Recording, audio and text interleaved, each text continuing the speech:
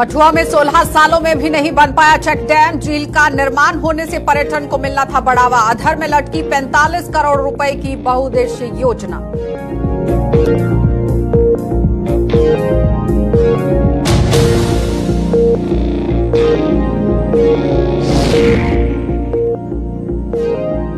Mughal road बंद रहने से पुंछ राजौरी के लोग परेशान। कर्मचारी वर्ग, छात्रों और मरीजों की बढ़ रही दिक्कतें। बर्फबारी के कारण पिछले कुछ समय से बंद है मुगल रोड।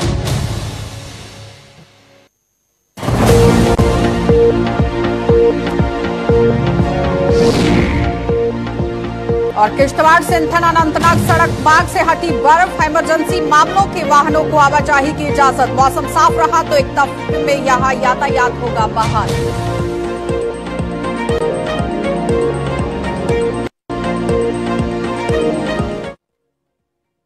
नमस्कार, बुलेटिन में आपका स्वागत है। मैं हूं आपके साथ आशा सरमाल। चलिए शुरुआत करते हैं जम्मू कश्मीर से जुड़ी खबरों की। सबसे पहले आपको कठुआ लिए चलते हैं, जहां पर आप देखिए जिला कठुआ के ही खोखियाल गांव में करीब 16 साल पहले सिंचाई विभाग द्वारा एक बहुउद्देशीय योजना के चलते बजू नाले पर एक चेक डैम का निर्माण कार्य शुरू किया गया था, जो अभी तक पूरा नहीं हो पाया है। तो कठुआ से आप ये खबर देख रहे हैं। करीब 45 करोड़ रुपए की ये परियोजना है, जिसके तहत वहां पर झील का निर्माण कार्य पर्यटन को बढ़ावा देने के लिए किया गया था। लेकिन इसे विडंबना ही कहा जाएगा कि साल 2007 में शुरू हुआ ये काम 2012 में बंद हो गया और मौजूदा समय में ये परियोजना अधर में लटकी हुई है। तो आखिर क्या कुछ वजह रही, क्यों अभी तक ये काम पूरा नहीं हो पाया है, इस पर अब जानकारी लेंगे। लेकिन साफ तस्वीरों में आप देखिए किस तरह से ये डैम जो है वो बनते बनते रह गया है। निर्माण कार्य शुरू किया गया 2007 में, इसका काम शुरू हुआ था, लेकिन 12 में ये काम बंद कर दिया गया। रंजीव मेहता हमारे संवाददाता हमारे साथ जुड़ चुके हैं। रंजीव, आखिर क्या वजह रही कि ये डैम पूरी तरह से नहीं बन पाया और लोगों को इसका लाभ नहीं मिल पाया है? आशा, मैं बताऊं कि ये जो कठुआ से नगरी को जाने वाला रास्ता है, बीच में एक बड़ा गांव पड़ता है खोखियाल। वहाँ खोखियाल के बगल में ही गुजरता है बजू नाला। वहां पर सरकार की तरफ से 2007-8 में एक काम मल्टी बहुउद्देशीय एक चेक डैम का प्रोजेक्ट का निर्माण कार्य जो है वो शुरू किया गया, जिसे जो उस समय जो प्रोजेक्ट था उसके मुताबिक इस इलाके की बेहतरी को विकास के लिए ये प्रोजेक्ट चेक डैम जो है ये बनाया गया था। इसमें अलग अलग प्रोजेक्ट के दौरान अलग अलग जैसे सिंचाई के लिए नहर बनानी थी, एक झील का निर्माण करना था जिसमें पानी रोककर पर्यटकों के लिए बोटिंग का काम था और मछली पालन का काम भी वहां पे किया जाना था। एक रेस्ट हाउस का निर्माण करना था, शॉपिंग कॉम्प्लेक्स बनना था और पर्यटकों के लिए के व्यू पॉइंट उनका निर्माण होना था और जिससे इस इलाके में का विकास जो होना था। लेकिन ये तो पर्यटन को लेकर बात हो गई। 45,000 करोड़ रुपए का आप देखिए, 45 करोड़ रुपए की लागत से ये बनना था। लेकिन क्या लगता है जो बहुउद्देशीय योजना यहाँ पर चलाई जा रही थी उसका जमीनी सतह तक पहुंचना बहुत जरूरी था? बिल्कुल जरूरी था, क्योंकि इलाके में के लोगों के विकास के लिए बहुत जरूरी था। लेकिन बीच में जो घोटाला हुआ है, क्योंकि 2012 में 13 मात्र यहाँ पे जो शुरुआती रकम थी इसकी वही की गई। उसके बाद आगे काम शुरू नहीं हो पाया। सिंचाई विभाग के अधिकारियों से तो जो आज के अधिकारी हैं वो अपनी पुरानी प्रोजेक्ट है, हमें खुद इसका पता नहीं है। लेकिन कई बार ग्रामीणों का जो लोग हैं वो उन्होंने कई बार गुहार लगाई, इसके लिए प्रदर्शन करने भी दिए, लेकिन किसने नहीं की। लोगों का कहना है कि अगर जब ये बहुउद्देशीय योजना दरअसल पर होती तो आज इस इलाके का विकास होता। सड़क के किनारे ये सारा प्रोजेक्ट था और लोगों को विकास होता और जहाँ के युवाओं को रोजगार मिलता, क्योंकि जहाँ पर दूर दूर के पर्यटक आते, लोग आज बाहर जाते हैं। लेकिन जो मतलब कहीं ना कहीं रोजगार के साधन बनते, बाहर से अगर लोगों को यहाँ पर पहुंचना होता। यानी तौर पर आप देखिए कि युवाओं को मद्देनजर रखते हुए जहां सरकार बड़ा दावा कर रही है कि रोजगार को लेकर काम चल रहा है, तो यहाँ पर भी लाभ मिल सकता था, लेकिन फिलहाल ऐसा कुछ नहीं मिल रहा है। बहुत बहुत धन्यवाद रंजीव जुड़ने के लिए। तो आपने देखा कि 45 करोड़ रुपए की बहुउद्देशीय योजना जो है वो अभी भी अधर में लटकी हुई है, जिसका खामियाजा युवाओं को भुगतना पड़ रहा है, आम लोगों को भुगतना पड़ रहा है। लेकिन अब आप देखिए कि जिस तरह से विभाग की तरफ से ये काम किया गया है, सवाल ये निशान है कि अधर में क्यों लटका हुआ है और जल्द से जल्द इसे पूरा करने की मांग स्थानीय लोग कर रहे हैं। आगे बढ़ जाते हैं। अब आपको बर्फबारी के कारण मुगल रोड यातायात के लिए बंद है, जिससे पुंछ और राजौरी के लोगों को भारी दिक्कतें यहां झेलनी पड़ रही हैं। और लोगों के मुताबिक रोड बंद होने से घाटी में काम कर रहे कर्मचारी, वहां पर पढ़ रहे छात्र परेशान हैं। इसके अलावा सबसे ज्यादा परेशानी मरीजों को पेश आ रही है, जिनका इलाज कश्मीर के अस्पतालों में चल रहा है। और मुगल रोड की मौजूदा सूरत हाल यहां पर आप देखिए किस तरह से बने हुए हैं। साफ तस्वीरें भी आप देख रहे हैं सुरनकोट से, जहां पर मुगल रोड जो है वो एक बार फिर से बंद कर दी गई है। और ये लोगों की काफी पुरानी मांग रही है कि इस रास्ते को 12 महीने खोला जाए, लेकिन कहीं ना कहीं आप देखिए प्रशासन की अनदेखी का शिकार ये रोड हमेशा से होता आया है। लेकिन उस बीच में यहां लोगों की तरफ से बार बार ये डिमांड सामने रखी जा रही है कि किस तरह से इसको खोला जाए और जल्द ही खोला जाए। लेकिन अभी भी फिलहाल ये रोड बंद है और बंद होने का खामियाजा यहां छात्रों को, मरीजों को भुगतना पड़ रहा है, क्योंकि इसी रास्ते से शोपिया के रास्ते तक आप पहुंच सकते हैं और शोपिया से होते हुए आप श्रीनगर में पहुंच सकते हैं। क्या कुछ कहना है जरा देख लीजिए। देखिए जी, इस वक्त एडमिनिस्ट्रेशन को चाहिए कि मुगल रोड को जल्द से जल्द खोला जाए, क्योंकि जितने भी यहाँ के रजौरी पुंछ के पीर पंजाल के पेशेंट्स हैं उनको बड़ी दिक्कत आ रही है। और उस साइड से जो रामबन बनहाल वाली साइड से जो स्लाइडिंग हो रही है वो इतनी ज़्यादा हो रही है कि वहाँ पे रोड क्लोज चल रही है काफ़ी पिछले एक हफ्ते से। और जो एयर टिकट्स हैं वो भी जो एयरलाइंस वाले हैं उन्होंने अपने वो फेयर जितने बढ़ा देते हैं कि 7-8 हज़ार के से कम जो है वो कोई भी टिकट नहीं मिल रही है। और हमारे जो इधर के रजौरी पुंछ के खासकर जो बीमार लोग हैं जो सोरा में या आगे पीछे जाते हैं जहाँ पे अपने इलाज मुआवजे के लिए, उनको बड़ी दिक्कत आ रही है। तो हमारी इंतजामिया से ये अपील है कि ये जल्द से जल्द खोली जाए, क्योंकि इस बार तो इतनी बर्फबारी भी नहीं हुई है, कोई स्नो क्लियरेंस वाला जो उतना मामला वो भी नहीं है, तो इसको जल्द से जल्द खोला जाए, हमारी ये दरख्वास्त है।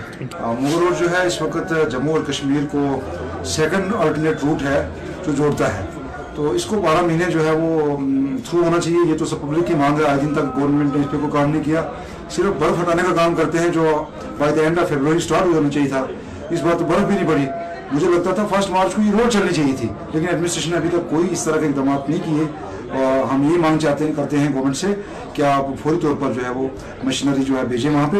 मुगल रोड यूजुअली तो मार्च में या एंडिंग मार्च या अप्रैल में हर साल खुल जाती है, लेकिन इस बार जो है मैं वहाँ बहसीत मकामी वहाँ का रहने वाला हूँ, इस बार बर्फबारी जो है वो कम हुई है, हर साल के लिहाज से कम हुई है, तो ये इनको खोलनी चाहिए। इनको ये भी बताया है कि A44 जो है नेशनल हाईवे बनाल वाली वो भी डिस्टर्ब है, वहाँ भी वाइडनिंग का काम चल रहा है। तो हमारे पुंछ रजौरी के लोग जो हैं, तुलबा है, एग्जाम देना है, खासकर पेशेंट जो हैं जिनका अच्छा इलाज होता है वहाँ, वो इस चीज़ से बहुत जो है मुतासर हो रहे हैं। बाकी ताजिर बरादरी है, बाकी तो काफ़ी फायदे हैं मुगल रोड के, तो उससे मुतासर हो रहे हैं। और हमने अपील की, लेकिन किसी डिपार्टमेंट को टच से मस नहीं हो रही है, ना कोई सरकार है ना कुछ है। आज की सरकार को है लोगों के घर तोड़ो, जमीनें छीनो, फिर ये टैक्स लगाओ, प्रॉपर्टी टैक्स लगाओ, उसी से नहीं फारग होते और क्या देखेंगे। मेरी एडमिनिस्ट्रेशन से अपील रहेगी कि फिलफोर तौर पर जो है मुगल रोड को जो है खोला जाए। मेरे सुनने में आया है कि शुपिया साइड से जो है काम शुरू हो गया, सिर्फ हमारे यहाँ काम शुरू नहीं हुआ है अभी।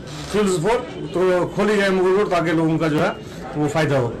चलिए, तो फिलहाल आपने देखा कि स्थानीय लोगों का क्या कुछ कहना था कि किस तरह से मुगल रोड को खोल देना चाहिए, क्योंकि लोगों को काफी फायदा वहां पर हो सकता है। इसी पर ज्यादा जानकारी के लिए आकाश मलिक हमारे साथ जुड़ चुके हैं। आकाश, किस तरह से वहां पर काम चल रहा है, क्योंकि एक बार फिर से मुगल रोड को बंद कर दिया गया है, कब तक यहां पर इसे यातायात के लिए बहाल किया जाएगा और क्या है इस वक्त वहां पर ताजा हालात?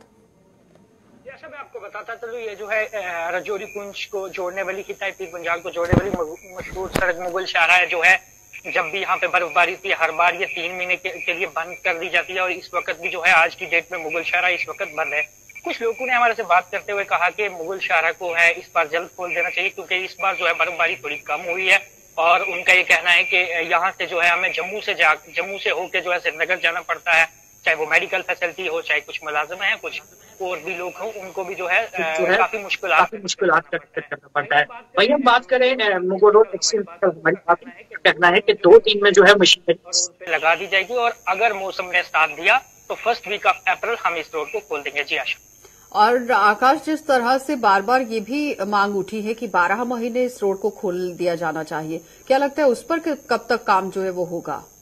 उस हवाले से भी हमारी एक्सचेंज से बात हुई, उन्होंने कहा है कि अप्रैल से मई या जून में जो है यहाँ एक टनल के लिए जो है डीपीआर बना के भेज दिया गया था और आने वाले कुछ ही समय में जो है उसका काम भी शुरू किया जाएगा। जी चलिए आकाश, बहुत बहुत धन्यवाद जुड़ने के लिए। तो फिलहाल आपने देखा कि आकाश मलिक हमारे साथ जुड़े हुए थे, जो बता रहे हैं कि किस तरह से आने वाले समय में इस पर काम भी किया जाएगा, लेकिन अप्रैल के पहले हफ्ते में इस रास्ते को खोल दिया जा सकता है। आगे बढ़ जाएंगे, अब आपको किश्तवाड़ लिए चलते हैं और किश्तवाड़ सिंथन अनंतनाग सड़क मार्ग से ही बर्फ हटाने का काम पूरी तरह से पूरा हो चुका है और इस मार्ग पर फिलहाल इमरजेंसी मामलों में ही गाड़ियों को आवाजाही की इजाजत दी जा रही है। तो इसके लिए आप देखिए, बाकायदा प्रशासन द्वारा इमरजेंसी पास बनाकर ही गाड़ियों को अनंतनाग के लिए छोड़ा जा रहा है और मौसम में अगर यहां पर बदलाव देखा गया तो फिर बाधा आ सकती है, लेकिन अगर मौसम ने साथ दिया तो ये मार्ग अगले एक हफ्ते में पूरी तरह से यातायात के लिए खोल दिया जाएगा। तो साफ तस्वीरें इस वक्त आप देख रहे हैं सिंथन मार्ग की, जहां पर आप देखिए अलग अलग जगहों से भी जो आलाधिकारी हैं वो यहाँ पर पहुंचे हुए हैं, अलग अलग विभागों से आलाधिकारी यहाँ पर पहुंचे हुए हैं। पूरी तरह से मुआयना जो है वो किया जा रहा है रास्ते का कि किस तरह इस रास्ते को खोला जाएगा, क्योंकि आप देखिए बर्फबारी के बीचों बीच से ये रास्ता होकर गुजरता है, लेकिन कहीं ना कहीं प्रशासन के लिए एक बड़ी चुनौती जरूर है, लेकिन उस चुनौती से निपटने के लिए प्रशासन ने कमर कस ली है। इसी पर ज्यादा जानकारी के लिए अजय शान हमारे साथ जुड़ चुके हैं। अजय, आपसे जानना चाहेंगे, जिस तरह से आप देखिए मार्ग को खोलने की बात कही गई है, क्या कुछ अपडेट है? देखिए, जैसे पहले हम कई बार अक्टूबर नवंबर में यह सिंथन टॉप रास्ता बंद हो जाता था और जो अप्रैल में कहीं इसको इस पर प्रयास किए गए, नवंबर से काम तेजी से किया गया, बर्फ हटाने का काम चल रहा था।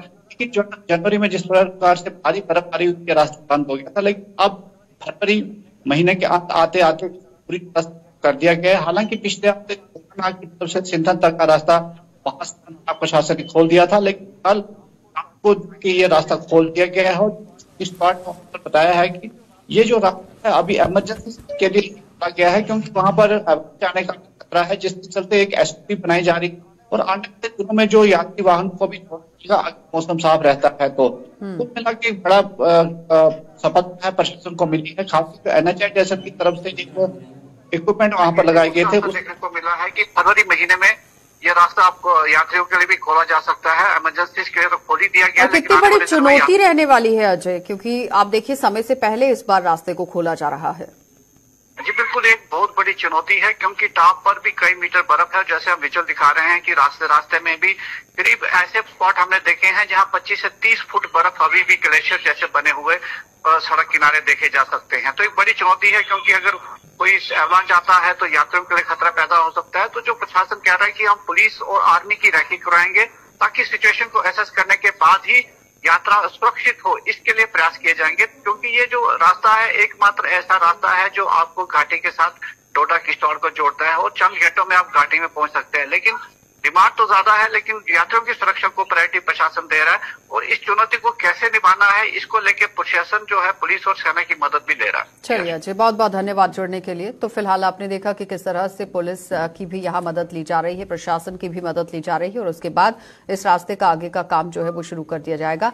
लेकिन फिलहाल आगे बढ़ जाएंगे, अब आपको कश्मीर घाटी लिए चलते हैं। कश्मीर घाटी के पुलवामा जिले में रविवार को आतंकियों की गोली का ही शिकार हुए संजय पंडित के हत्यारे को यहाँ सुरक्षा बलों ने अवंतीपुरा में आज हुई मुठभेड़ में मार गिराया है और पुलिस ने इसकी पुष्टि की है कि संजय पंडित का हत्यारा आतंकी इस मुठभेड़ में मारा गया है, जिसकी पहचान एक कैटेगरी के ही आतंकी आकिब मुश्ताक भट्ट के रूप में की गई है। तो आकिब इससे पहले आतंकी संगठन हिजबुल मुजाहिदीन के साथ जुड़ा हुआ था, जो इन दिनों द रेजिस्टेंट फोर्स यानी कि टीआरएफ के साथ काम कर रहा था। वहीं अवंतीपुरा के ही यहां पड़गामपुरा में जारी इस मुठभेड़ में सेना का एक जवान शहीद होने के साथ साथ एक जवान घायल भी हुआ है और शहीद जवान की पहचान कांस्टेबल पवन के रूप में की गई, जबकि घायल जवान नायक हेमराज को इलाज के लिए श्रीनगर स्थित सेना के 92 बेस अस्पताल में शिफ्ट कर दिया गया है।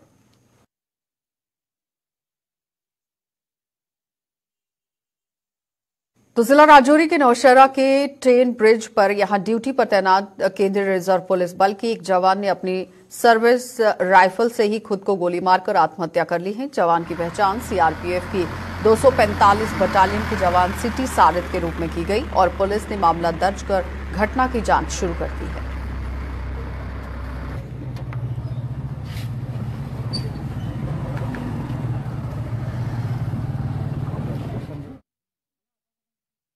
केंद्र सरकार द्वारा दी जा रही सहायता राशि की प्रक्रिया को बंद कर दिए जाने सहित और कुछ अन्य मुद्दों को लेकर 1947, 65 और 71 के रिफ्यूजी फिर से सड़कों पर उतर आए हैं और पीओजे के रिफ्यूजी फ्रंट के बैनर तले इन रिफ्यूजियों ने जम्मू में आज एक बार फिर से प्रदर्शन करते हुए बताया कि ये प्रक्रिया बंद होने से अभी भी कई रिफ्यूजी परिवारों की फाइलें सरकारी दफ्तरों के टेबल पर ही धूल फांक रही हैं और फ्रंट ने केंद्र सरकार से बकाया सहायता जो राशि है, सहायता के लिए जो राशि थी उसका हवाला देते हुए केंद्र सरकार से इसे भी जल्द से जल्द जारी करने की मांग की।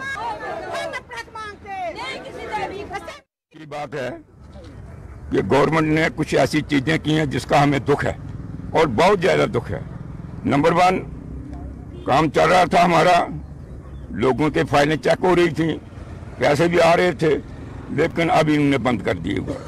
तकरीबन 7-8 महीने हो गए हैं, कोई काम नहीं हो रहा, लोग दुखी हैं, कुछ फाइलें पास हैं, उनका पैसा नहीं आ रहा। तो इसलिए मैं गवर्नमेंट को दरख्वास्त कर दी इसके ऊपर गौर फरमाएं और जल्दी से जल्दी ये दफ्तर खोला जाए और लोगों की जो तकलीफ आ रहा है उसको सुना जाए। नंबर 2, जो 24.5 लाख का भी बैलेंस है वो इन्होंने नहीं दे रहे हैं। तो हम चाहते हैं, जिस हिसाब से मैं दरख्वास्त करता हूँ अपने मोदी साहब से भी और जितने भी हमारे साथ संबंधित लोग हैं वो इसके बारे में भी सोचें और जल्दी से जल्दी पैसा रिलीज करें। अगली बात, जो रिफ्यूजियों को अभी इन्होंने घेरे में रखा हुआ, मैं तमाम रिफ्यूजी बरादरी से दरख्वास्त करता हूँ, इल्तिजा करता हूँ, इकट्ठे हो जाइए, नहीं तो ये हुकूमतें आपको दबाएंगे, आपका जो है नुकसान पहुँचाएंगी और आप वैसे के वैसे रह जाएंगे। तो शहीदों की में सांबा पुलिस द्वारा पुलिस मेटियर्स रेंज जो है वो लेवल क्रिकेट टूर्नामेंट का आयोजन यहां पर किया गया है, जिसकी आज शुरुआत हुई है। सिविक एजुकेशन प्रोग्राम के तहत आयोजित एक टूर्नामेंट का शुभारंभ जम्मू सांबा कठुआ रेंज के ही डीआईजी शक्ति पाठक ने यहां किया है और इस अवसर पर एसएसपी सांबा बेनाम तोश सहित अन्य अधिकारी भी मौजूद रहे और इस टूर्नामेंट में 32 टीमें भाग लेकर मैदान में चौके छक्कों की बरसात करेंगी।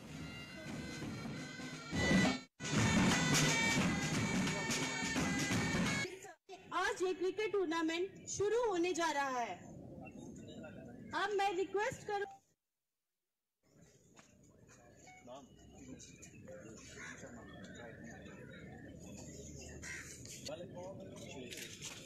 जो हमारे पुलिस के शहीद हुए हैं उनकी स्मृति में एक सिविक एक्शन प्रोग्राम के तहत ये क्रिकेट टूर्नामेंट किया जा रहा है।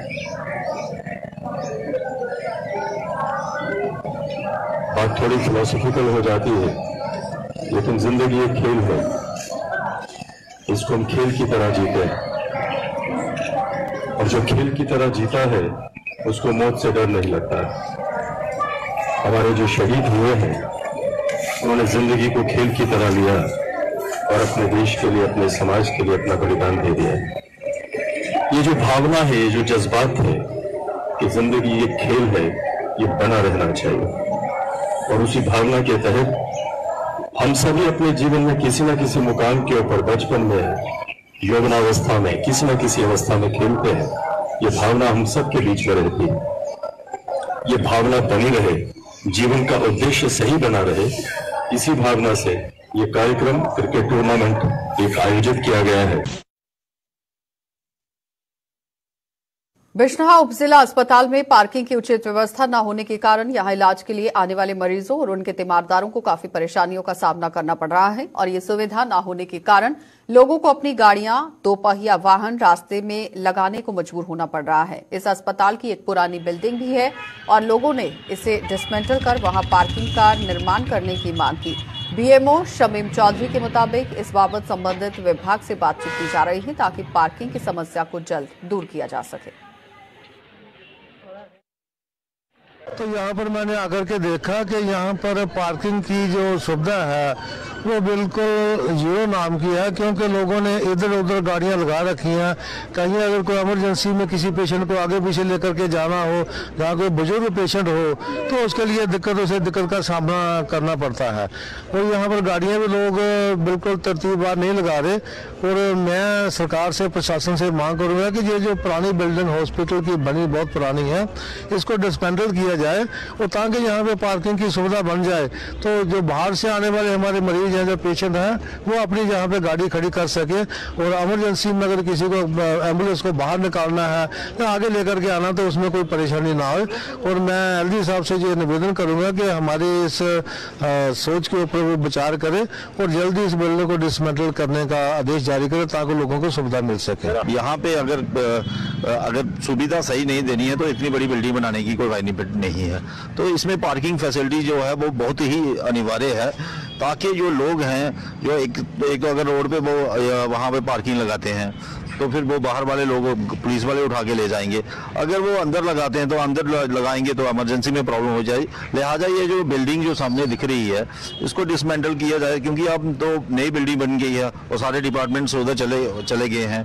तो अब ये यूजलेस बिल्डिंग है, इसको डिसमेंटल किया जाए ताकि लोग जो है इजीली यहाँ पे अपनी गाड़ी पार्क कर सकें। जहाँ फिर वो एक और नेचुरली एक दाहिने से एक और रास्ता यहाँ पे निकल सकता है ताकि लोग जो इसी तरह फैसिलिटेट हो जाए। तो ये गवर्नमेंट जो टैक्स पे टैक्स लगाई जा रही है लोगों को और बेफालतू जो नए ऑर्डर पास कर रही है, लोगों को चाहिए, गवर्नमेंट को चाहिए लोगों की डेवलपमेंट की तरफ ध्यान देना चाहिए। इसके साथ साथ पार्किंग का तो इश्यू है जो सबको ऑब्वियस है, पता है, क्योंकि यहाँ पे एक ओल्ड बिल्डिंग है स्ट्रक्चर जिसको अभी प्रोसेस में है, क्योंकि हमारा बिल्डिंग का जो कंस्ट्रक्शन काम है अभी कंप्लीट नहीं हुआ है, तो कुछ पोर्शन उसका रहता है कंप्लीशन में। तो हमने कंसर्न एजेंसी को लिखा हुआ है इसके बारे में, ताकि एक तो बिल्डिंग एक्सटेंशन होना चाहिए वो हो जाए, और प्लस पार्किंग का उसकी स्पेस के लिए भी हम अच्छे नहीं जितनी जल्दी हो सके हम कोशिश कर रहे हैं। जो भी इसमें जरूरत कदम उठाने थे वो हमने उठाए हैं ताकि ये पार्किंग का इश्यू जो है जल्दी से जल्दी रिजॉल्व हो जाए। तो जम्मू के कैंप में स्पोर्ट्स काउंसिल द्वारा बनाए गए मिनी स्टेडियम में बुनियादी सुविधाएं उपलब्ध न होने से स्थानीय लोगों में भारी रोष है और उनके मुताबिक सरकार ने यहां पर स्टेडियम का निर्माण कार्य शुरू कर युवाओं को खेल सुविधा के लिए यहां बात बताई थी, लेकिन स्टेडियम में शौचालय सहित अन्य बुनियादी सुविधाएं न होने के कारण खिलाड़ियों को दिक्कतों का सामना करना पड़ रहा है। तो लोगों ने सरकार से इस मिनी स्टेडियम में खेल सुविधाओं के साथ साथ पानी और शौचालय की सुविधाएं उपलब्ध कराने की भी मांग की थी। जितनी की हमारे लेफ्टिनेंट गवर्नर साहब ने इनिशिएटिव लिया और ये अच्छा स्टेडियम बन गया। मुझे लगता है कि हमारे एडजॉइनिंग एरिया में एमएम स्टेडियम के बाद यही ऐसा स्टेडियम है जिसमें इतनी बड़ी जगह है और खुशनुमा माहौल है।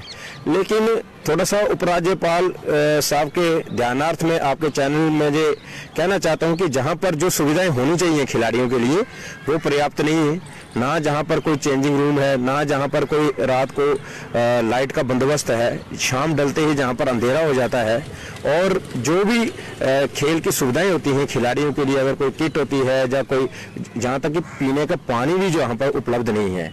इसी तरह अगर जहां पर मैचेस होते हैं तो खिलाड़ियों के लिए या जो लोग बाहर से ऑडियंस आई होते हैं उनके लिए भी वॉशरूम तक उपलब्ध नहीं है। तो मैं आपके चैनल के माध्यम से उनका धन्यवाद तो करता हूँ, साथ में जो मांग करता हूँ कि जैसे बाकी स्टेडियम में सुविधाएं होती हैं ऐसी सुविधाएं हमें भी दी जाए ताकि बच्चे जो हैं वो अच्छी तरह से खेलो इंडिया का जो हमारा भारत सरकार का कार्यक्रम है उसको आगे बढ़ा सके। हमारे मिनी स्टेडियम को तो बहुत ही शानदार तरीके से बना है, लेकिन अभी भी उसमें कुछ सारी बहुत सी कमियां हैं।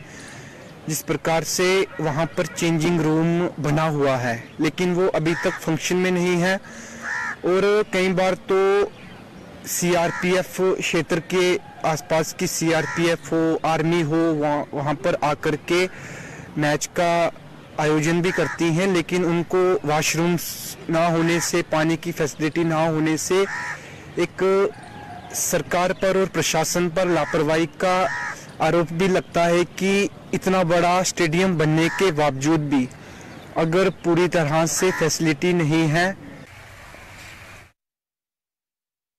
निधि आपके निकट अभियान के तहत या एम्प्लॉयज प्रोविडेंट फंड ऑर्गेनाइजेशन द्वारा रामबन में कार्यक्रम का आयोजन किया गया और इसमें बैठक में प्रोविडेंट फंड की अहमियत को लेकर चर्चा की गई। तो डीसी रामबन मसरत इस्लाम इस मौके पर मुख्य अतिथि के तौर पर मौजूद थे, जिन्होंने निजी स्कूलों सहित अन्य संस्थाओं में भी काम करने वाले कर्मचारियों तक प्रोविडेंट फंड का लाभ पहुंचाने पर जोर दिया। आपको पता है हमारी एक बहुत ही प्रोएक्टिव ऑर्गेनाइजेशन है by the name of EPFO। मैं उनके एनफोर्समेंट ऑफिसर विजय जी का शुक्रिया अदा करता हूं कि वो आज यहाँ पर आए और उन्होंने प्रिंसिपल जो स्टेक होल्डर डिपार्टमेंट्स हैं उन्हें एक detail PowerPoint presentation the about the eligible beneficiaries of the EPFO जो उनकी प्रोविडेंट फंड की स्कीम है। ये एक बहुत ही फ्रूटफुल सेशन रहा। उसके बाद एक बहुत अच्छा इंटरैक्टिव सेशन भी रहा जहां पर काफ़ी क्वेरीज के जवाब दिए गए, हमारे भी काफ़ी डाउट्स क्लियर हुए।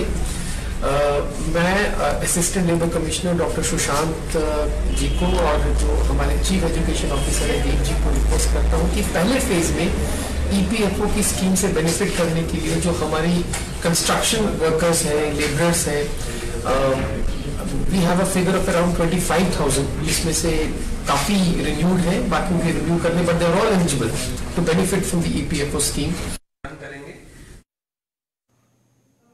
चलिए, बुलेटिन में फिलहाल इतना ही। देश और दुनिया की खबरों के लिए आप बने रहिए गुलिस्तान न्यूज के साथ।